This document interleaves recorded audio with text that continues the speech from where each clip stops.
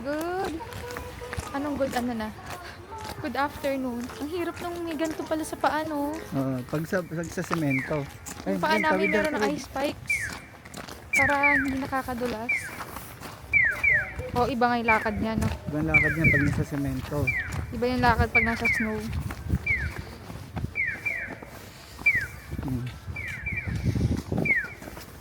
So, ngayon pupunta lang kami sa locker. Mag-iwan lang kami ng ibang gamit namin. And, ayan. Oo, iba talaga. Oo, Ang ganda diba? ng OTD ko ngayon, ah. Sa tatay, ito ginamit ko sa ano eh. Sa... Bukas. Hmm. Ano? Cute. Ito pala ang jacket ko na to ay Calliope. Yun po yung pronunciation doon, Calliope. Ah, lakas ng snow. Nasa Otaro na pala kami. Hindi ako nakapag-update. Tingnan ka ng Koreano. So, ayan, tingnan nyo. Super ganda guys ng view. Oh, I love it. Parang mas masarap pa Ang maglakad kapal dito. ng snow Kaya hindi dito. ka na maglakad sa may ice. Hindi, okay lang. So, balikan ko kayo guys pag gagala na kami. As you can see guys, naninigas na yung kamay ko talaga. Naninigas na yung kamay ko. So, yan. Full of white snow. Madalas mag-snow dito. Mas makapal yung snow dito kaysa sa Sapporo. Kaya mas maganda dito sa totoo lang. Sapporo kasi medyo, ano na siya, parang medyo mas more modern na.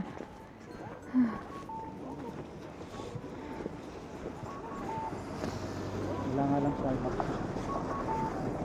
So, ganyan yung mga lalakaran nyo guys. Oh, tingnan nyo. Oo, sa Sapporo hindi nagaganti. Ayan, oh. Hindi masyado eh. Ganyan ang lalakaran nyo. Kita nyo ba? Yan. Hindi siguro kasi sa Sapporo mas maraming mga sasakyan. Kaya natutunaw ng ano. Pero ang kapal eh.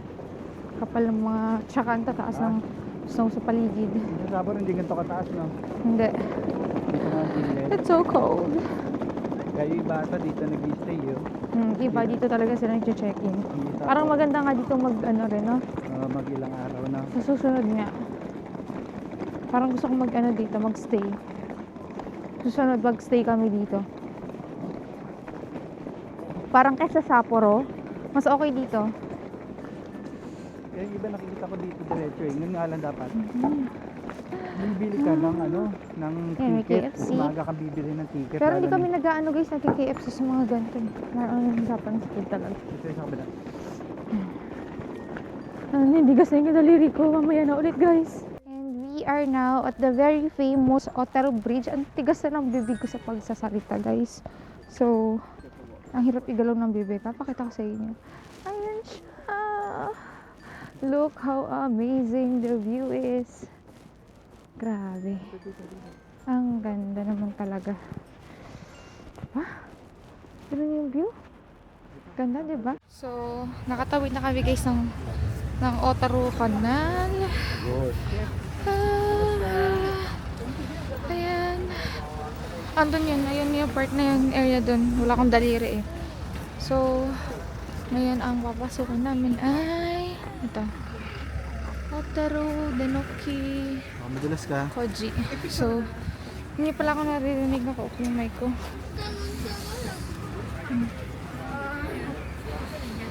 Ayan. So, pasukin natin siya. Pagkain, mga ano, food yan. Mga sikat na pagkain dyan. Pasukin lang natin yung loob. Kung ano itsura. Hindi ko ito makain ni Jowa ng seafood kaya tikmin lang namin. Ito meron yung melon ice cream. Maliit lang ito eh. Yan, gandun lang yan, ang gandun lang. Ayan, ganun. Sa ito yung labas. Tingnan natin. Ito yung labas sa gilid.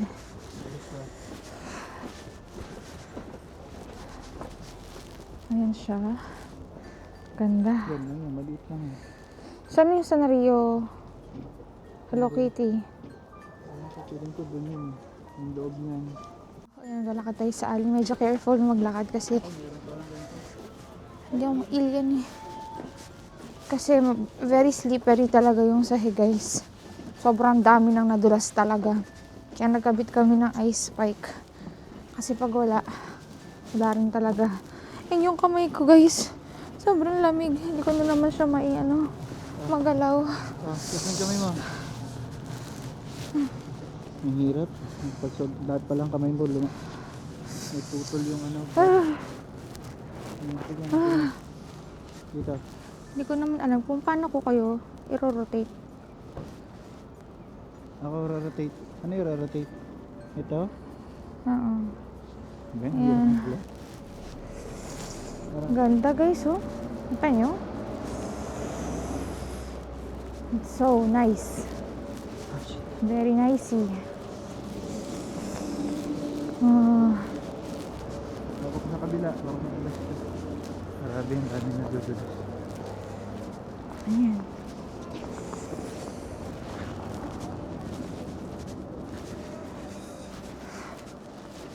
Nandun yung picture yan na city. Original. So, ayun guys, yung view natin. Ang ganda! Ito yung parang pinakasikat na street nila dito. Ayan, dito sa Otaru.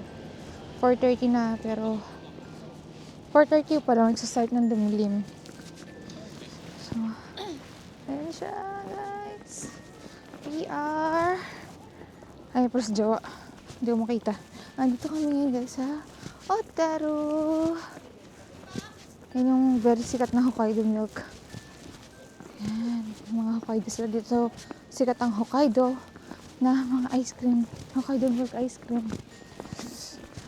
Alam nyo, ang ganda ng spike. Parang, never kami ni Jowa madulas-dulas. So, ito, ibang vibe siya sa mga ski resort. Ganda. Masarap magstay dito. So, Lahi pa tayo, wala pa tayo sa Uniqlo eh. Nandahan, madulas. hindi siya madulas. Malaking bagay ng spike. Ayan. Ang diba? Ganda-ganda guys. Pangatlong beses na namin to sa Japan. Pero, parang laging bago. Lagi kang may ma-appreciate sa kanya. Saka lagi kang parang merong laging isa something to look forward na babalik ka. Nice. Mga lugar. Ito nyo ba? Super naninigas na yung kamay ko guys. Pero for the sake na ayan, mag-videohan natin. For the memory as well. Ayan. Ito rin yung mga sikat na shops. Mga souvenirs. Mga snacks. Ayan. 19, ano oras ang 19? 7. So, ang tigas ng labi ko. Bibili tayo ng Wagyu beef. One Wagyu letter A. Wagyu, this one? Yeah. Okay.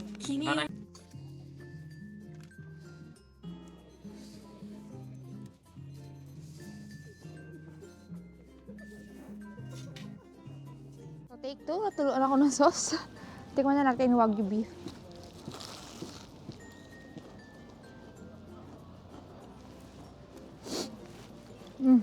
Ang sarap. Maganda yung iba.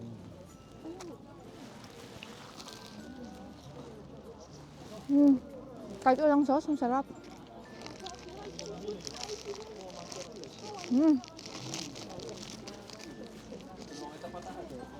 Worth it. Ito nyo guys, nag-i-steam.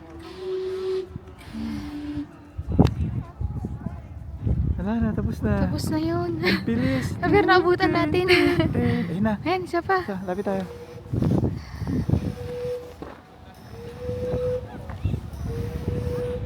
Ang lakas ng snow.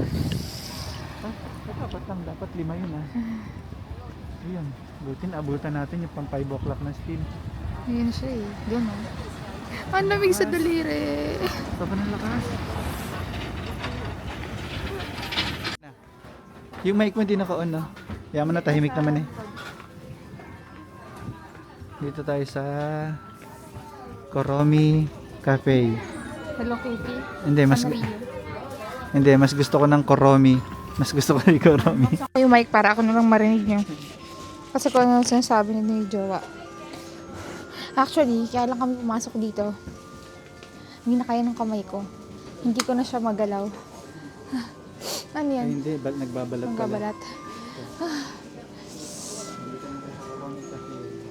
Wala naman akong bibilin kasi Maliit lang pala siya. ang cute. Bimpo. Sa Ganun siya kalit, guys, remembrance. Yan, ganun ang kaliit. May second floor eh, baka dun yung kainan. Magkano yung gato kaliit? Cutie.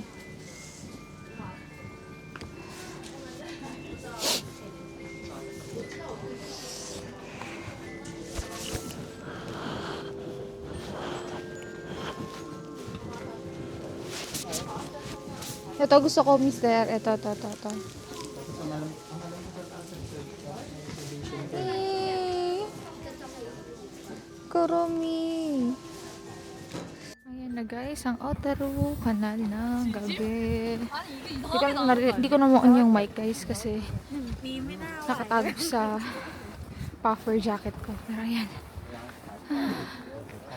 Ano kaya? Para makita. Mas makita. Ayan. Ang dami lang talaga nagkipicture. Yan, very clear. Nagpe-prepare na.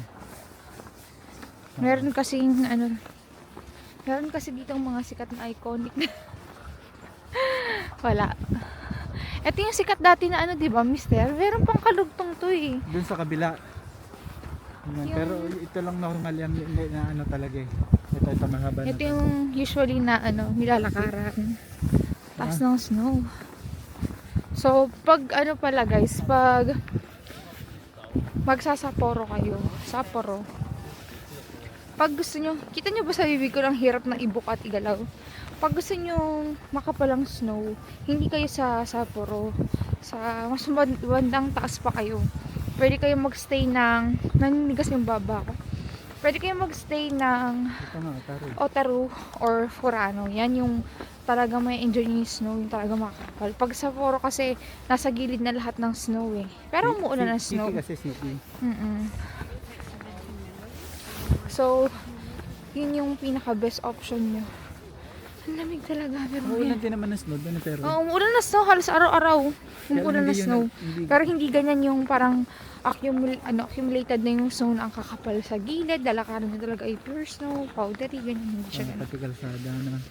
Kaya, mas okay dito sa Otaru. Kaya plan namin next time. Otaru at Furano kami magsistay. Parang makapal talaga. Pero dapat prepared kayo kasi yung mga equipments nyo medyo magastos. Marami kayong kailangan i-invest. Yung sa Purana, ano lang yun eh. Ang dami. Yun nga lang isa sa marami, di ba? Yung ano. Na papupuntahan. Kaya lang iba kasi binabas. Tinutur na lang para Oo. mapunta. Kasi nga medyo Side malayo rin eh. So, ayan guys. Pupunta na kami sa station. Para makabalik na ng Sapporo. We're back dito sa Sapporo. Nasa kainan na kami guys. Ito yung pagkain namin. Ito yung pagkain din namin noong nakaraan. So, salmon pa rin in-order ko. Pero soup, kimchi jjigae. May kasama siyang beef. So, ayan. Kay Jowa, beef naman. Yakiniku. Maganda lang dito guys. Sobrang mura. So, hindi ka lugi. Kumaga, sulit na sulit. And tinikman ko ng kimchi jjigae nila. Sarap. Sabi ko nga, bala ko rin siyang ulamin sa kanin.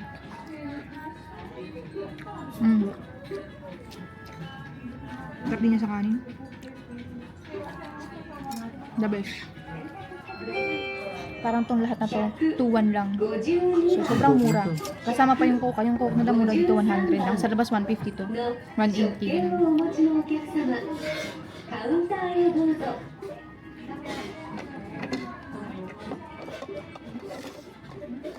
Yun yung ginagawa ko sa Pinjiji game. Yun yun.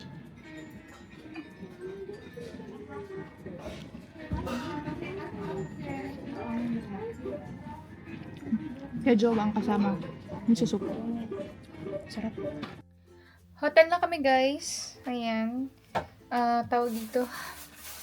Nabusog kami sa kanain namin. Grabe. Sobrang sakit sa tiyan. Kasi doon, pwede ka nga mamili ng rice kung small, medium, large, XL. So, Same XL price. kami lagi. Same price lang siya. So, wala kang dadagdag na presyo. Unlike sa ibang kainan, may dagdag presyo pag nag-ano ka, ganda naman ang ilaw dito. May dagdag presyo kapag extra rice ka or mas big portion ng rice. Kasi dito, ang usual dito, tatanungin ka na nila big portion or small portion. Merong ganung mga option. Hindi ka guys sa atin na mag-extra rice ka, standard yung size ng rice. So, dito ganun. And sa ibang restaurant may charge bawat upgrade mo ng size. Yung sa kanila, wala. Same price. Kaya, syempre, doon ka na sa malaki, di ba? Para sulit, baka may mabitin ka. So, ayan guys, dito ko ni-end tong vlog kasi tomorrow, ang tour naman namin ay sa... Ano tayo? Ano ulit tayo? Sa Forano. So, sa Forano naman kami tomorrow. Nakakatuwa lang dito guys kasi yung kulot ng buhok ko dito, hindi nawawala. Actually, hindi ko kinukulot yung buhok ko. Sinisi-curl ko lang siya dyan sa dulo. Para magkaroon lang siya ng volume, hindi parang tulis na tulis. So, ayun guys, thank you so much for watching and I hope to see you tomorrow. Bye-bye!